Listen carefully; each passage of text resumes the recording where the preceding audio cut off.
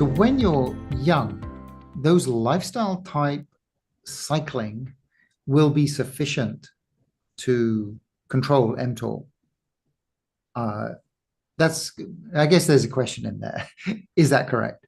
But as we get older, is there things that we can take, like rapamycin, that would help with the cycling? And Right. would you see that is that one of the ways that we would use rapamycin? Correct. Yeah. So yeah, I think we probably get multiple different points of view on that. Is it age alone that causes mTOR? We'll call it resistance, or is it years? And that's always the conundrum that we have to sort of face. Partly aging, but partly if you sit in a chair for 30 years, you know, and even if you, it's the time in the chair, not necessarily getting older that Hmm. would cause pain. So yeah, so rapamycin is there's many tools that we can utilize, from fasting to cold hormesis to breathing techniques to whatever we need to do to make that mitochondria, because we're talking about mitochondrial function Mhm. and resilience. So it's sensing energy for the cell. Um, Rapamycin is a tool that's going to obviously suppress mTOR, and there are also other tools that might enhance AMPK. So it's sort of figuring out which pieces perhaps you need more than the other, and that's requires a little bit more individualization.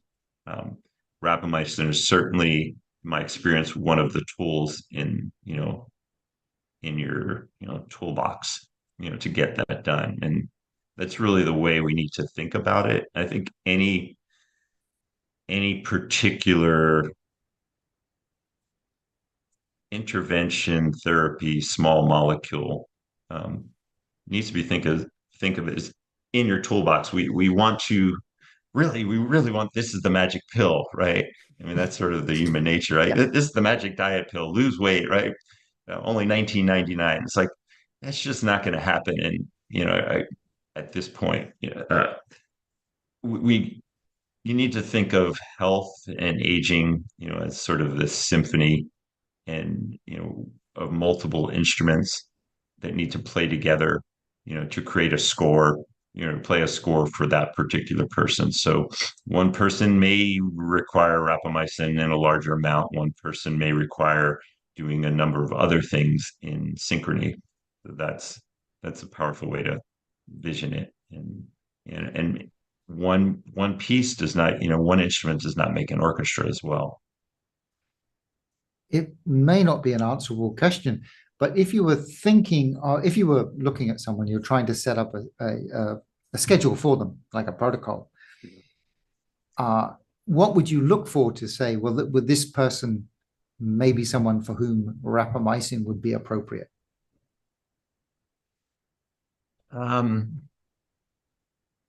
I would look at age as a piece, right? So someone who's older, I would look at um, their ability to, or their desire or willingness to um, implement lifestyle dietary actions. Because I Mhm. think you can do a lot, if you're willing to pay attention to what you eat, and move frequently in particular ways, and do a little bit of fasting and actually monitoring your progress. I think there's a lot to be obtained from that without, I wouldn't say the risk, but with better understanding, because the body, and here's the thing, the body typically, it knows what to do better than we think we know what it should do. So anytime Mhm. we intervene, we're assuming, that we have it all figured out of what this particular molecule is going to do. And I would say almost all the time, will be incorrect. There'll be something like, so for example, there's a particular pathway that I just learned over the past few weeks that is a spin-off of some work that I do on mitochondrial function. It has to do with something called heme oxygenase and how the body recycles red cells into heme, bilirubin, and carbon monoxide.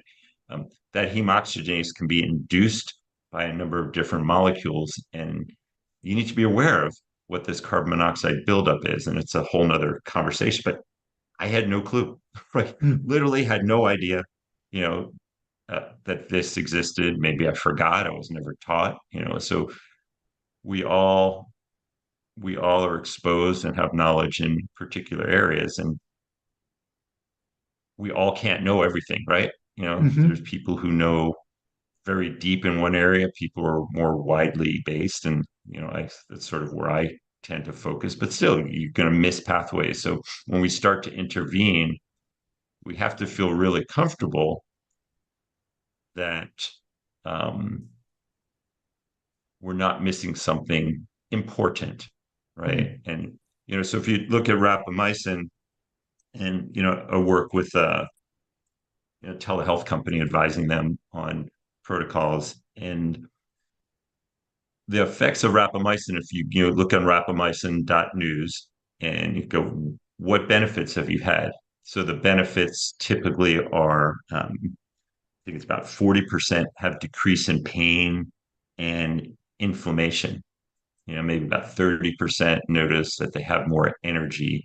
Um, a lot of people say, about 20% they notice their athletic performance improves, and some don't notice anything. And actually, one of them, which is going to be a study, is they notice oral health improves. So rapamycin seems to have an effect on periodontal disease. Um, Mm. but then there's about 50% who don't notice anything. And a corollary is, okay, do you want more energy? We could give you caffeine or cocaine, right?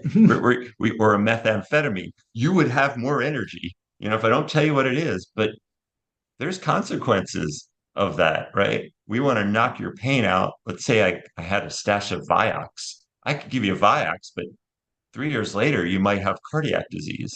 So we have to be careful of just saying that something makes us feel better, you know, doesn't have some other hidden unwanted effect that's going to show up at some later time, Hmm.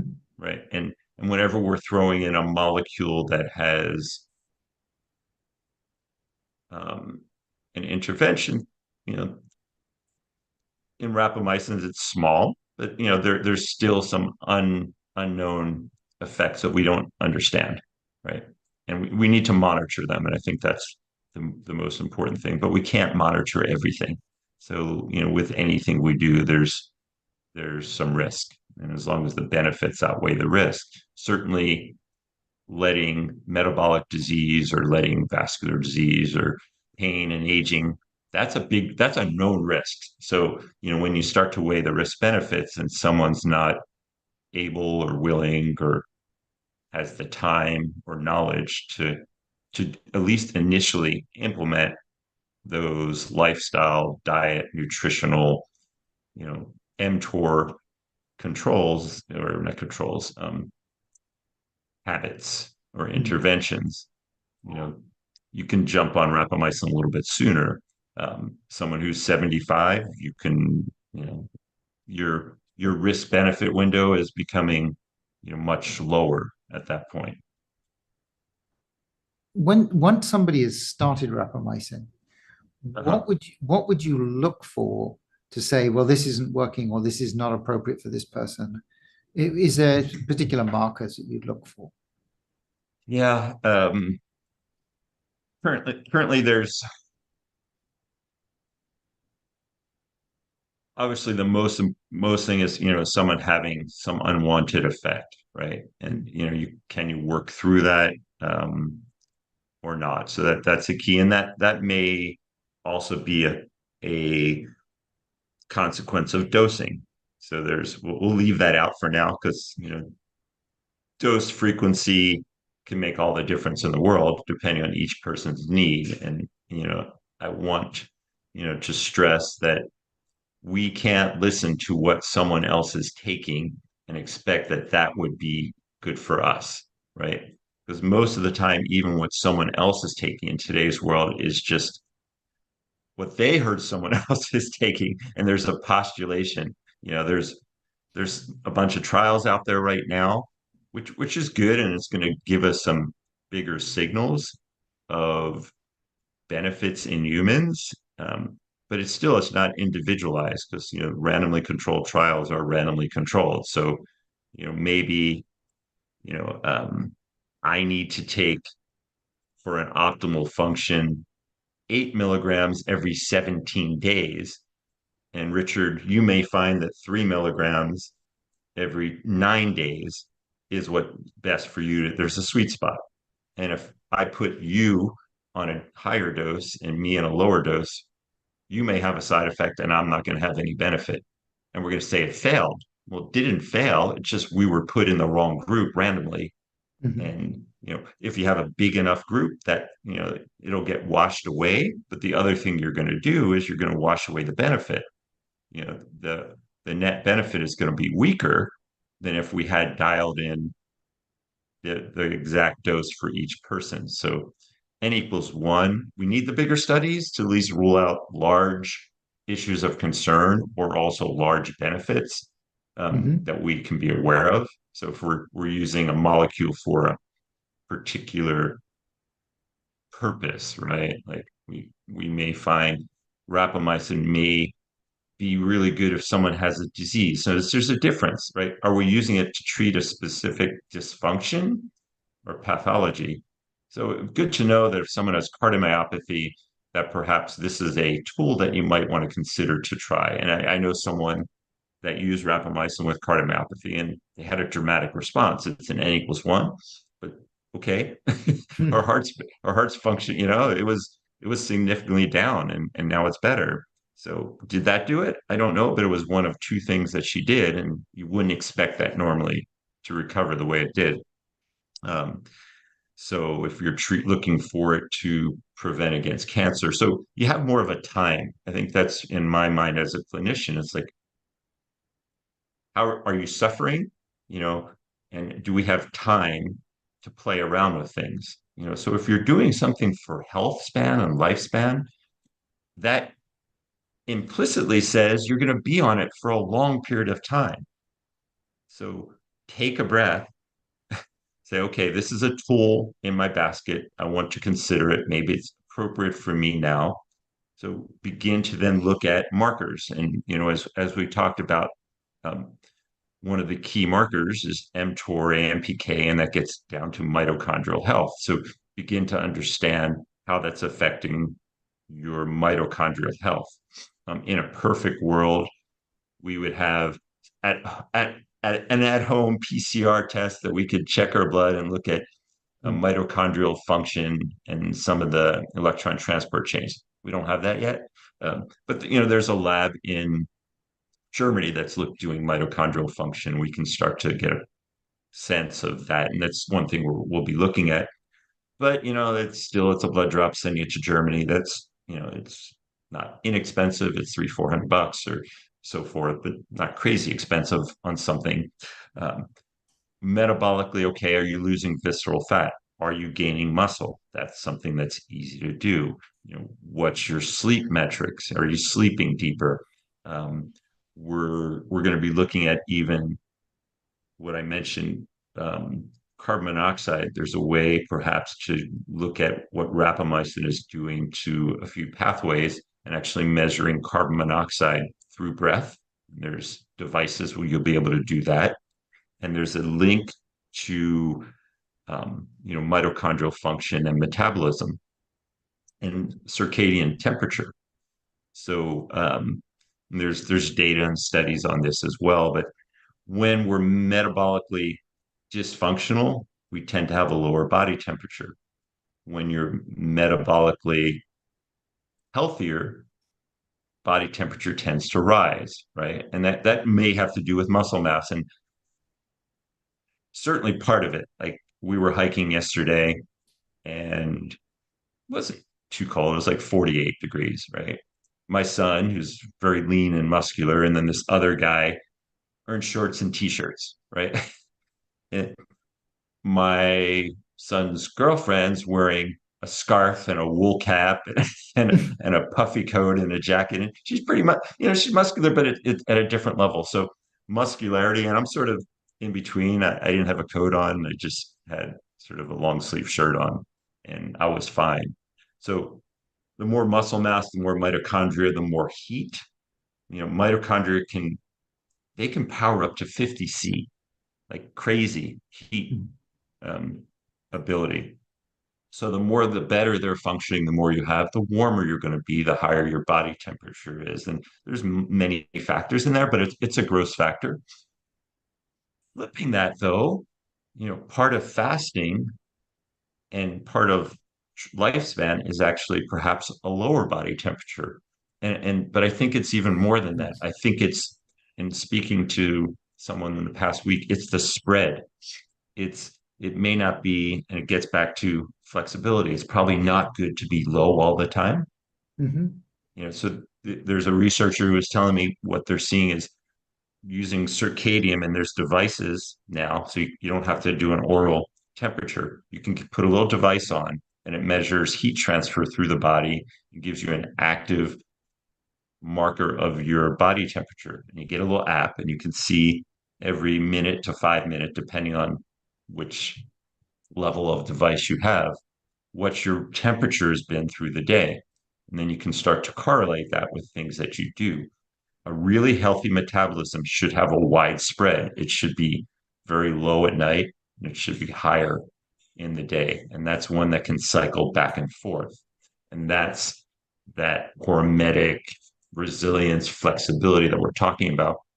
I haven't done this yet, but I've looked at some of the data and I suspect that we'll be able to use that cycling as perhaps a super simple way to understand dosing of rapamycin and mTOR flexibility. Because if we're suppressing you too much, that's not good. If you're taking it the wrong time and you're inducing a particular pathway that we don't want, you may see temperature go up.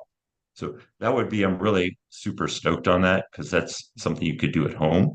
And maybe we see that um, for the first few days after taking rapamycin, there's a particular signal and then it phases out, which then lets you know that perhaps it's time to go again, right? Because and things that are unknown, we could spend a lot of time about this is do you want to peak? You know, you, there's rapamycin, there's rapamycin that needs to get into the body, into the bloodstream, but ultimately we want to know how it affects mTOR, right? So, if you think about it, there's the formulation of rapamycin or sirolimus that you're using. It's how you're absorbing it. It's what's your genetic capabilities to break it down. So, one simple way could be, okay, we're going to look at serum levels of rapamycin and see what's your peak level, what's your level in 4 days, and then perhaps at what point does it clear a threshold where we know it's basically out of your system. That doesn't tell us specifically how it's affecting your mTOR, right? Because maybe you Mm. need a higher signal for whatever reason. You're more mTOR resistant, and so ultimately at the end of the day, we need some phenotypic marker. We can do the biochemistry. We can look at and it's certainly anyone on rapamycin should do um, as a baseline for a test like an omic age through True Diagnostic is a nice global marker. Again, people could debate the benefits of DNA methylation as a marker, but their new omic response and the Dunedin pace, if you're absolutely going in the wrong direction, then you need to rethink it, right? Um, I'm not I'm not sure I'm hanging my hat on someone with a 0.72 is the Dunedin pace is that feel good about it for sure. But it's not our end all be all marker that we want to look at. And those are coming, like some of the telomics is doing, is looking at protein markers for all the different organ systems. And as we get into, quantum computing in the next 4 or 5 years, the ability to look through proteins is just, it'll be like reading a large page type in a book, a children's book for that system, and the amount of information it will be able to understand, is just going to dramatically increase. But even now, we're getting much better at understanding those signals.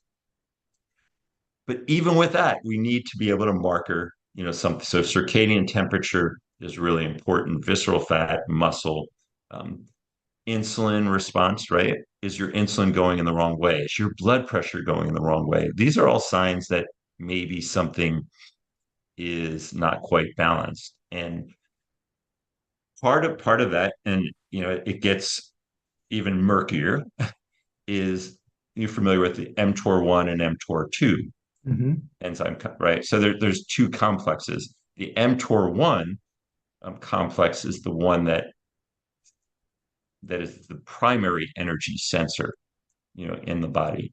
And that's the one that's going to stimulate autophagy and mitophagy and reduce the hyperfunction aspects of mTOR. The mTOR2 complex seems to be the one that, when we suppress, while there may be arguably some benefit to short-term suppression, keeping mTOR2 higher is a good thing. And here's the interesting thing I came across: fasting and anything that's AMPK driven drives mTOR2 up, right? So um, the problem with rapamycin, or which we'll call an early rapalog, is if the dosing isn't right, if perhaps your sensitivity or your basic biochemistry, it may suppress mTOR2 more powerfully than you want it. So now you've got this enzyme system which has been just not destroyed, but just disabled, right? So when you use rapamycin for immune suppressing, which is what originally came out, that was the goal, right? It was to take a high dose to disable mTOR2 so you would not have an immune reaction to this foreign body in your tissues. That's not a positive thing if we're looking at it for health span. So what we've learned is if you take a lower dose and you pulse it and you let mTOR2 recover, the consequences of that immune suppression, don't exist. And in fact, through Joan Manick studies, they show, especially in older population, that immune response can actually improve. So it's a dose, it's a frequency, it's an aging. Um, Tornado and Joan Manick's company is coming out with new rapalogs that will be much more specific and targeted to mTOR1, which is awesome. And that may alleviate some of the concerns that we have, with dosing, and allow us to be more, maybe perhaps aggressive and even more effective. The problem, and we'll see. Anyway, Krister Capaway, for if you're interested, Master One Thing, has interviewed a bunch of people on rapamycin. He's interviewing Joan Manick, and the concern is, they're doing small molecules for disease, cancer, immune disease, skin diseases, and so forth, not aging. So, what's the price in this going to be, right? Mm. Rapamycin you can get for $1.25 a milligram. Currently, Pfizer's sirolimus is like 60, right? So even though there's a competition, it's 50 times the price. I can't imagine what, it could be $1,000 a month or more, when these new molecules get approved, which make it not not commercially available for the longevity space. Some people will, Yeah. have the means, but for the most of us, we're not going to do that. We're going to say, all right, I'll stick with rapamycin.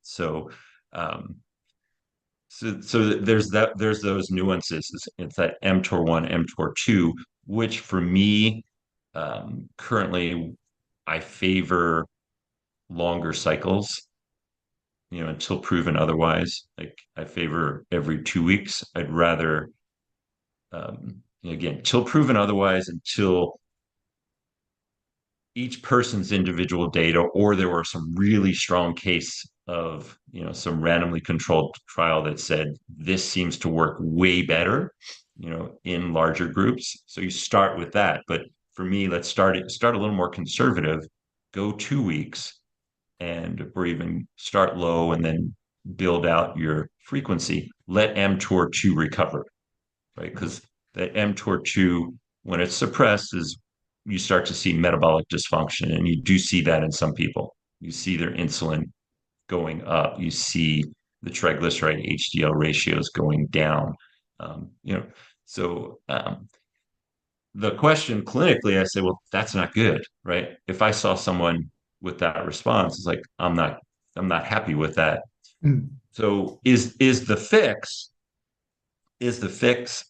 taking a carbose or metformin or berberine to um, counteract that metabolic dysfunction? Is that all we're doing, or is there some unknown other consequence of rapamycin, and we're just covering up some numbers, right?